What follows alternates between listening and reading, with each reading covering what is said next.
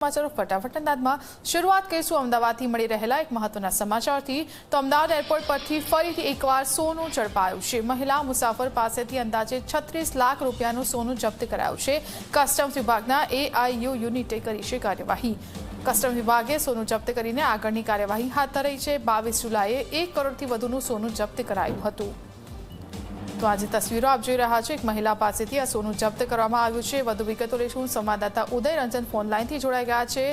ઉદય, કેમ અમદાવાદ એરપોર્ટ પરથી વારંવાર આવી ઘટનાઓ સામે આવે છે? શું અમદાવાદ એરપોર્ટ આવું એક સેફ પેસેજ જો બની ગયું છે?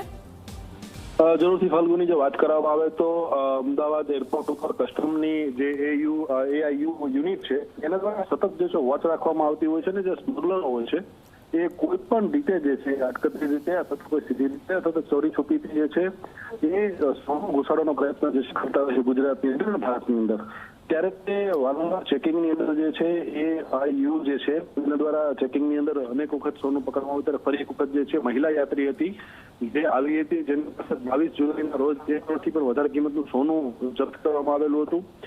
મહિલા યાત્રી પાસેથી જરૂરી દસ્તાવેજો પુરાવો ન હોવાની કાર્યવાહી હતી હાથ ધરવામાં આવી, ત્યારે તે 240 ગ્રામ 380 ગ્રામ જે છે સોનું અત્યારે કબજે કરવામાં આવેલું છે। ત્યારે સોનું કોણે મોકલાવેલું હતું, ક્યાં આપવાનું હતું, જેની કુલ કિંમત જે છે અત્યારે 36 લાખ રૂપિયા થવા પામી છે અને તેને લઈને કસ્ટમ વિભાગે વધુ તપાસ શરૂ કરી છે। બિલકુલ ઉદય, આભાર આપનો માહિતી આપવા બદલ। તો અમદાવાદ એરપોર્ટ પરથી વધુ એક વખત મહિલા પાસેથી સોનું જપ્ત કરવામાં આવ્યું છે। મહિલા પાસે સોના અંગે કોઈ પુરાવા પણ નહોતા।